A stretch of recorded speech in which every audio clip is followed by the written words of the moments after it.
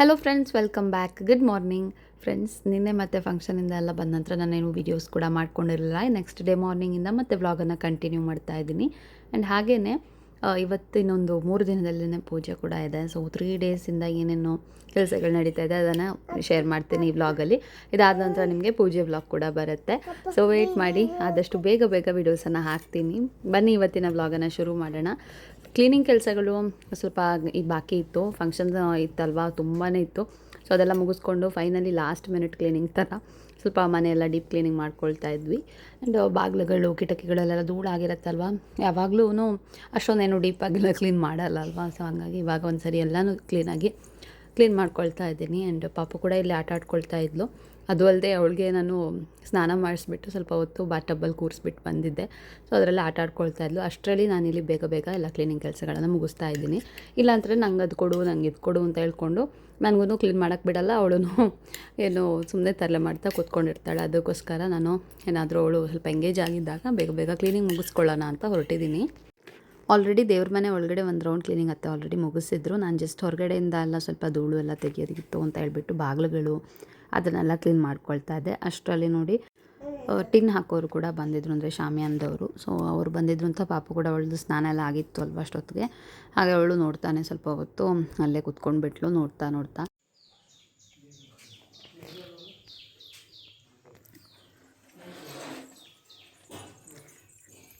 Finally tin ಹಾಕೋರೆಲ್ಲ ಬಂದು ಅದೆಲ್ಲ ಕೆಲಸನೂ ಮುಗೀತು. ನೋಡಿದ್ರಲ್ವ ಯಾವ ಥರ ಹಾಕಿದ್ದಾರೆ ಏನು ಅಂತ ತೋರಿಸ್ದೆ ಅಲ್ವಾ.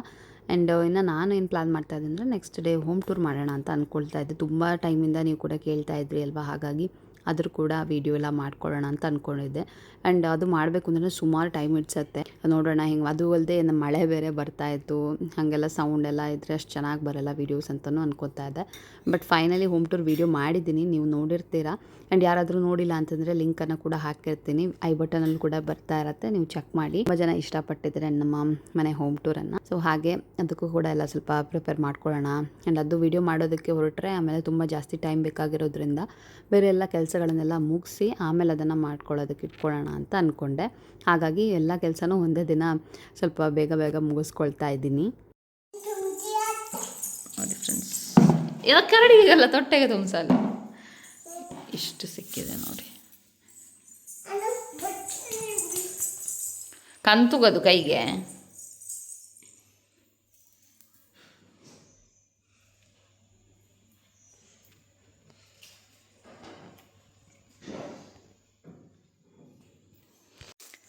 ಹಾಗೆ ಒಣಮೆಣ್ಸಿನ್ಕಾಯಿ ನೋಡಿ ಬಿಸಿಲಿಗೆ ಹಾಕಿರೋದಿದೆ. ಇದ್ರದ್ದೆಲ್ಲ ತೊಟ್ಟು ತೆಗೆದಿಡ್ಬೇಕು ಇವಾಗ. ಇವಳಿದ್ರಲ್ಲೇ ಆಟ ಆಡ್ತಿದ್ದಾಳೆ. ಇದೊಂದು ಕೆಲಸ ಮಾಡಿಬಿಡ್ತೀನಿ ಇವಾಗ ಬೇಗ. ಆಲ್ರೆಡಿ ಅದು ಕೂಡ ಆಯಿತು. ಅರಳೆಲ್ಲ ಕ್ಲೀನ್ ಮಾಡಿದ್ದಾಯಿತು ನೋಡಿ. ಇದೊಂದು ಸ್ವಲ್ಪ ಇದೆ ಕೆಲಸ.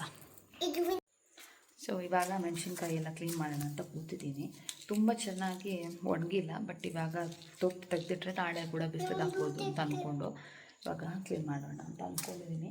ಆ್ಯಂಡ್ ಅದ್ರ ಜೊತೆಗೆ ಏನಂದರೆ ಯಾವಾಗಲೇ ಮಳೆ ಬರೋಕ್ಕೆ ಶುರು ಆಯಿತು ಅಂತ ತೆಗ್ದು ಒಳಗಡೆ ಇಟ್ಟಿದ್ದು ಮೆಣಸಿನ್ಕಾಯಿ. ಹಾಗಾಗಿ ಇವಳು ನೋಡಿ ಹಾಳೆಲ್ಲ ಉಮಿ ಅಂತ ಹೇಳ್ತೀವಲ್ವ, ಅಂದರೆ ಭತ್ತದ ಸಿಪ್ಪೆ, ಅದರಲ್ಲಿ ಆಟ ಆಡ್ತಿದ್ದಾಳೆ. ಏನೋ ಒಂದು ಆಟ ಆಡ್ಕೊಂಡಿರಲಿ, ಅಷ್ಟರಲ್ಲಿ ನಾನು ನನ್ನ ಕೆಲಸನ ಮುಗಿಸ್ಕೋಬೋದು. ಮನೆಯಲ್ಲಿ ಏನೇ ಒಂದು ಫಂಕ್ಷನ್ ಇದೆ ಅಂತಂದ್ರೂ ಹೆಣ್ಮಕ್ಳಿಗಂತೂ ಎಷ್ಟೊಂದು ಕೆಲಸಗಳಿರುತ್ತೆ. ಆ್ಯಂಡ್ ಹೆಣ್ಮಕ್ಳಿಗೆ ಅಂತಲ್ಲ, ಎಲ್ಲರಿಗೂ ತುಂಬ ಕೆಲಸಗಳಿರುತ್ತೆ. ಮನೆ ಒಳಗಡೆ ಕ್ಲೀನಿಂಗ್ ಹೆಣ್ಮಕ್ಳು ಎಲ್ಲ ಮಾಡಿಕೊಂಡ್ರೆ ಹೊರಗಡೆ ಕೆಲಸಗಳೆಲ್ಲ ಬೇಕಾದಷ್ಟಿರುತ್ತೆ ನೋಡಿ. ಅದನ್ನೆಲ್ಲ ಹಸ್ಬೆಂಡ್ ನೋಡ್ಕೊತಾ ಇದ್ದ, ಹಸ್ಬೆಂಡ್ ಮತ್ತು ಮಾವ. ಸೊ ಹಾಗೆ ಪ್ರತಿಯೊಬ್ಬರೂ ಒಂದೊಂದು ಕೆಲಸಗಳನ್ನೆಲ್ಲ ಮ್ಯಾನೇಜ್ ಮಾಡಿಕೊಂಡು ಹೆಂಗೋ ಎಲ್ಲನೂ ಮಾಡ್ತಾಯಿದ್ದೀವಿ. ಆ್ಯಂಡ್ ಅತ್ತೆನೂ ಅಷ್ಟೇ ಎಷ್ಟೊಂದು ಕೆಲಸದಲ್ಲಿ ಫುಲ್ ಬ್ಯುಸಿ ಆಗಿಬಿಟ್ಟಿದ್ರು. ಈ ಥರ ನೋಡಿ ಎಲ್ಲ ಒಂಥರ ಹಬ್ಬದ ವಾತಾವರಣನೇ ಬಂದುಬಿಡುತ್ತೆ ಮನೆಯಲ್ಲಿ. ಏನೇ ಒಂದು ಪೂಜೆ ಅಥವಾ ಏನೇ ಒಂದು ಫಂಕ್ಷನ್ ಇರಲಿ, ಹಂಗಿದ್ದಾಗ ಒಂದು 2 ವಾರಕ್ಕಿಂತ ಮುಂಚೆನೇ ಶುರು ಆಗಿಬಿಡುತ್ತೆ ಗಡಿಬಿಡಿನಲ್ಲಿ ಓಡಾಡೋದು. ಎಲ್ಲ ಕೆಲಸನೆಲ್ಲ ಮಾಡೋದಾಗಿರ್ಬೋದು, ಕ್ಲೀನಿಂಗ್ ಆಗಿರ್ಬೋದು, ಎವ್ರಿಥಿಂಗ್ ಎಲ್ಲನೂ ಬರುತ್ತೆ.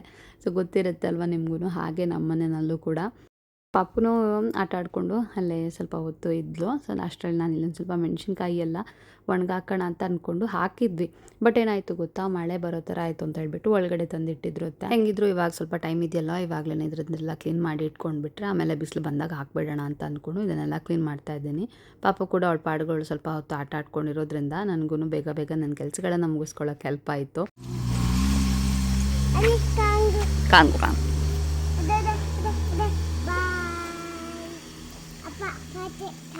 ಪಾತ್ರೆ ತಪ್ಪಲು ಒಪ್ಪದು. ಫ್ರೆಂಡ್ಸ್, ಇವಾಗ ಕೆಳಗಡೆ ನಮ್ಮ ದೊಡ್ಡ ಮಾವನ ಮನೆಯಿಂದ ಸ್ವಲ್ಪ ಪಾತ್ರೆಗಳೆಲ್ಲ ಎಕ್ಸ್ಟ್ರಾ ಪಾತ್ರೆಗಳಿರುತ್ತಲ್ವ ಅಡುಗೆಗೆ ಅಂತ, ಎಕ್ಸ್ಪೆಷಲಿ ಫಂಕ್ಷನ್ ಅಡುಗೆಗಳಿಂದ ದೊಡ್ಡ ದೊಡ್ಡ ಪಾತ್ರೆಗಳು ಅದೊಂದಷ್ಟು ಬೇಕಿತ್ತು. ಅದನ್ನು ತೊಗೊಂಬರೋಕ್ಕೆ ಹೋಗಿದ್ದಾರೆ. ಅಂದರೆ ನಮ್ಮ ಮನೆಯಲ್ಲಿ ಒಂದಷ್ಟು ಇದೆ, ಸೊ ಅದಷ್ಟು ಮಾತ್ರ ಸಾಕಾಗಲ್ಲ. ಹಾಗಾಗಿ ಅಲ್ಲಿ ನಾನು ಒಂದು ಸ್ವಲ್ಪ ತೊಗೊಂಬರೋಣ ಅಂತ ಹೇಳ್ಬಿಟ್ಟು ಹೋಗಿದ್ದಾರೆ. ಹಾಗೆ ನಾವಿಲ್ಲಿ ಹೊರಗಡೆ ಸುತ್ತಾಡ್ತಾ ಇದ್ದೀವಿ. ಯಾವಾಗಲೂ ಹೇಳಿದ್ದೆಲ್ಲ ಮೆಣಸಿನ್ಕಾಯಿ ಎಲ್ಲ ಇದು ಮಾಡೋದು ಅದೆಲ್ಲ ಆಯಿತು ಕೆಲಸಗಳು. ಅನ್ನೋದು ಕಾಫಿ ಕುಡಿಬೇಕು. ಹಸ್ಬೆಂಡ್ ನಂತರ ಕಾಫಿ ಕುಡಿಯೋಣ ಅಂತ ಅಂದ್ಕೊಂಡಿದ್ದೀನಿ. ಏನೋ ಇವಳಿಗೆ ದೋಸೆ ಏನಾದರೂ ಮಾಡಿ ಕೊಡಬೇಕು. ದೋಸೆ ಇಟ್ಟಿದೆ ಇವತ್ತು, ಸೊ ದೋಸೆನೇ ಮಾಡಿಕೊಡ್ತೀನಿ. ಇನ್ನು ಸ್ಪೆಷಲ್ ಮಾಡೋಕ್ಕೆ ಟೈಮ್ ಇಲ್ಲ ಅವಳಿಗೆ, ಹಾಗಾಗಿ ದೋಸೆನೇ ಮಾಡಿಕೊಡ್ತೀನಿ. ಇವಾಗ ನೋಡಿ ಅಲಸಂಡೆ ತಿಂತಾ ಇದ್ದಾಳೆ. ನಾವು ದೋಸೆ ತಿಂಬನಾ? ಎಂತ ಬೇಡ, ಹಸತಿಲ್ಲ ನಿನಗೆ ಆಯ್ದಿಲ್ಲೇ. ಅವ್ಳಿಗೆ ಹಸಿವೆ ಆಗಿಲ್ವಂತೆ. ಇನ್ನು ಸ್ವಲ್ಪ ಹೊತ್ತಲ್ಲಿ ಏನಾದರೂ ತಿನ್ನೋಕೆ ಕೊಡು ಅಂತ ಹೇಳ್ತಾಳೆ, ಅವಾಗ ಕೊಡೋಣ.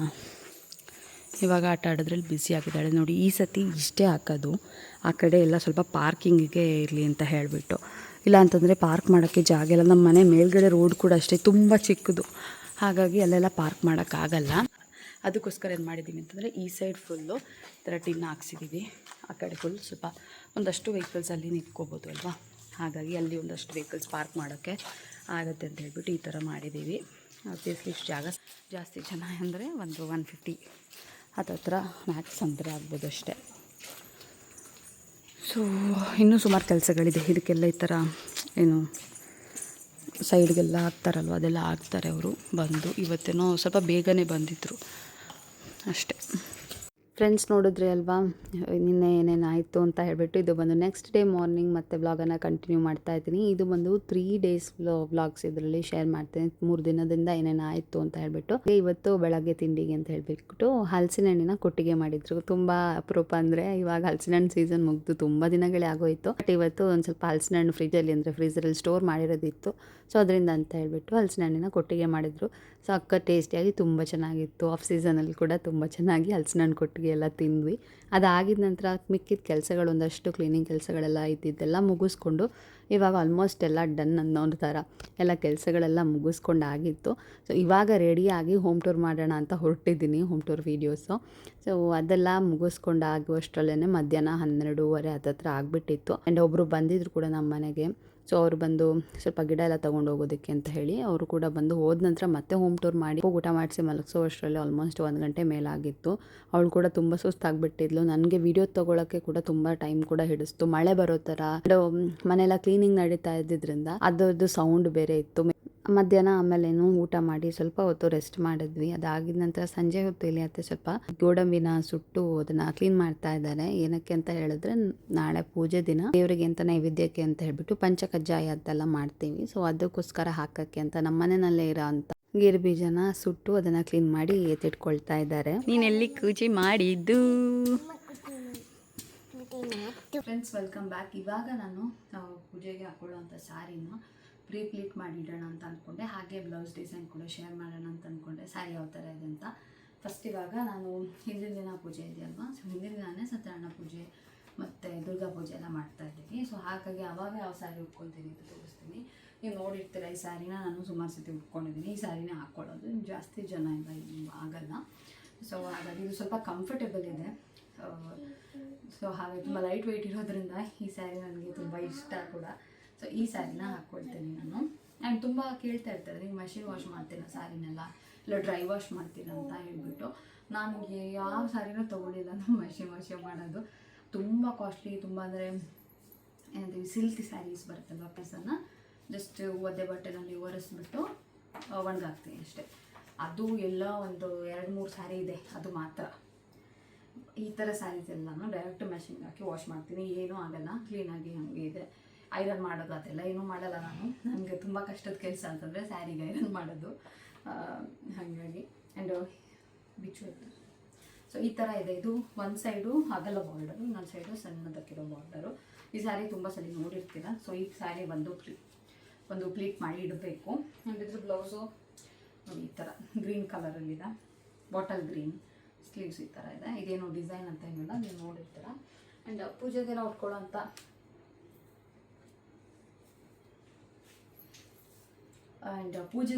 ಅಂತ ಸ್ಯಾರಿ ಬಂದು ಇದು. ಈ ಸ್ಯಾರಿ ಬಂದು semi crepe silk sari, semi Mysuru silk sari ಇದು. ಸೊ ಈ ಸ್ಯಾರಿ ಕಲರ್ ನೋಡಿ, ಎಲ್ಲೋ ಮತ್ತು ಲೆಮನ್ ಎಲ್ಲೋ ಅಂತಲೇ ಹೇಳ್ಬೋದು. ಇದು lemon yellow with sky blue border ಇದೆ. ಸಖತ್ ಸಾಫ್ಟ್ ಆಗಿದೆ. ಈ ಸ್ಯಾರಿ ನಾನು ತೊಗೊಂಡಿರೋದು ಬಂದು ಲಾಸ್ಟ್ ಟೈಮ್ ಬ್ಯಾಂಗ್ಳೂರ್ ಹೋಗಿದ್ದಾಗ ಸಂಜಾರ್ ಕ್ರಿಯೇಷನ್ಸಿಂದ ತೊಗೊಂಡಿದ್ದು. ಸೊ ಸಖತ್ತಾಗಿರುವಂಥ ಸಾಫ್ಟ್ ಆಗಿರೋ ಸ್ಯಾರಿ. ನಿಮ್ಗೆ ಗೊತ್ತಿರುತ್ತೆ ಮೈಸೂರು ಕ್ರೇಪ್ ಸಿಲ್ಕ್ ಸ್ಯಾರೀಸ್ ತುಂಬ ಚೆನ್ನಾಗಿದೆ, ಅದು ತುಂಬ ಟ್ರೆಂಡಿಂಗಲ್ಲಿ ಇದೆ ಕೂಡ. ಟೀಲೇ ಯಾಕಂದ್ರಲ್ಲಿ ಕಾಣೆ ಇದೆ ಅಂತ ಬೇರೆ ಮಾಡುವ. ಸೊ ಇದು ನಿಮ್ಗೆ ಗೊತ್ತಿರುತ್ತೆ, ಇವಾಗಂತೂ ತುಂಬ ಟ್ರೆಂಡಿಂಗಲ್ಲಿದೆ semi Mysuru crepe silk sarees ಮತ್ತು ಮೈಸೂರು ಸಿಲ್ಕ್ ಸ್ಯಾರೀಸು. ಸೊ ಇದನ್ನು ಉಟ್ಕೊಳ್ಳೋಣ ಅಂತ ಅಂದ್ಕೊಂಡಿದ್ದೀನಿ. ಇದರ ಬ್ಲೌಸ್ ಒಂದು ಎಂಬ್ರಾಯ್ಡ್ರಿ ಮಾಡಿಸಿದ್ದೀನಿ, ತುಂಬ ಸಿಂಪಲ್ಲಾಗಿ ಮಷಿನ್ ಎಂಬ್ರಾಯ್ಡ್ರಿ ಮಾಡಿಸಿರೋದು. ಈ ಥರ ಇದೆ ಡಿಸೈನು, ಫ್ಲವರ್ ಡಿಸೈನ್ ಏನೋ ಮಾಡಿಸಿದ್ದೀನಿ. ತುಂಬ ಸಿಂಪಲ್ಲಾಗಿ ಸಾಕು ಅಂತ ಹೇಳುತ್ತೆ. ಸೊ ಆ ಥರ. ಆ್ಯಂಡ್ ಸ್ಲೀವ್ಸಲ್ಲಿ ಕೂಡ ಏನೋ ಒಂದು ಚೂರು ಚೂರು ಚಿಕ್ಕದಾಗಿ ಬುಟ್ಟಾಸ್ ಥರ ಏನೋ ಮಾಡಿದ್ದಾರೆ. ಆ್ಯಂಡ್ ಟೈ ಮಾಡೋಕ್ಕೆ ಈ ಥರ ಒಂದು ಕೊಟ್ಟಿದ್ದಾರೆ. ಬಟ್ ನನಗೆ ಸ್ಯಾರಿ ಬ್ಲೌಸ್ ತುಂಬ ಇಷ್ಟ ಆಯಿತು, ಡಿಸೈನ್ ಮಾಡಿರೋದು ನನಗೆ ಇಷ್ಟ ಆಯಿತು. ಫಿಟ್ಟಿಂಗ್ಸ್ ಕೂಡ ಚೆನ್ನಾಗೇ ಇದೆ. ಸೊ ಇದನ್ನು ನಾನು ಪುತ್ತೂರಲ್ಲಿ ಸ್ಟಿಚ್ ಮಾಡಿಸಿರೋದು ಈ ಸ್ಯಾರಿ. ಆ್ಯಂಡ್ ಇದನ್ನೆಲ್ಲ ಇವಾಗ ಪ್ಲೀಟ್ ಮಾಡಿ ಇಟ್ಕೋಬೇಕು. ಆ್ಯಂಡ್ ಈ ಸ್ಯಾರಿ ನಾನು ಎಲ್ಲಿಂದ ತೊಗೊಂಡೆ ಏನು ಅಂತ ಡೀಟೇಲ್ಸ್ ಬೇಕು ಅಂತಂದರೆ ನೀವು ನಾನು ಹಾಕಿರೋ ವಿಡಿಯೋ ನೋಡ್ಬೋದು, ನನ್ನ ಚಾನಲಲ್ಲಿ ಸಿಗುತ್ತೆ, ಲಿಂಕ್ ಕೂಡ ಕೊಟ್ಟಿರ್ತೀನಿ. ಇದಕ್ಕೆ ಕುಚ್ಚು ಕೂಡ ಹಾಕ್ಸಿದ್ದೀನಿ, ಅದು ಹೇಳಕ್ಕೆ ಬಿಟ್ಟು ಹೋಯ್ತು ನೋಡಿ. ಈ ಥರ ಬೇಬಿ ಕುಚ್ಚು ಚೆನ್ನಾಗಿರುತ್ತೆ, ಬೇಬಿ ಕುಚ್ಚು ಅಂತ ಹೇಳ್ಬಿಟ್ಟು ಬೇಬಿ ಕುಚ್ಚು ಹಾಕ್ಸಿದ್ದೀನಿ ಅಷ್ಟೇ. ತುಂಬ ಸಿಂಪಲ್ ಸ್ಯಾರಿ. ಸೊ ಇವಾಗ ಅದನ್ನು ಚೆನ್ನಾಗಿ ಕುತ್ಕೊಳ್ಳುತ್ತೆ ಅನಿಸುತ್ತೆ ಈ ಥರ ಸ್ಯಾರೀಸೆಲ್ಲ. ಸೊ ಹಾಗಾಗಿ ಇದನ್ನು ಹಾಕ್ಕೊಳ್ಳೋಣ ಅಂತ ಅಂದ್ಕೊಂಡಿದ್ದೀನಿ. ಶೆಕೆ ಬೇರೆ ಇರುತ್ತೆ ಅಲ್ವಾ, ಕಂಫರ್ಟೇಬಲ್ ಇರಬೇಕು ಫಸ್ಟು, ಅದಕ್ಕೋಸ್ಕರ ನೋಡಿ ಈ ಥರ ಇದೆ. ಪಲ್ಲು ಬಂದು ಸ್ಕೈ ಕಾಂಟ್ರಾಸ್ಟಲ್ಲಿ ಇರೋದ್ರಿಂದ ತುಂಬ ಚೆನ್ನಾಗಿರುತ್ತೆ.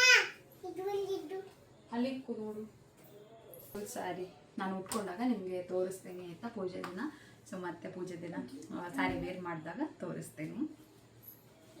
ಹಾಗೆ ನಾನಿಲ್ಲಿ ಸಾರಿ ಎಲ್ಲ ಪ್ಲೀಟ್ ಮಾಡಿ ಬರೋ ವರ್ಷದಲ್ಲಿ ಮಾವ ಬೀಸಾಳೆ ಅಂದರೆ ಬೀಸಣಿಗೆ ಮಾಡೋಕ್ಕೆ ಅಂತ ರೆಡಿ ಮಾಡ್ತಾಯಿದ್ದಾರೆ. ಸತ್ಯನಾರಾಯಣ ಪೂಜೆಗೆ ಬೀಸಣಿಗೆ ಬೇಕು.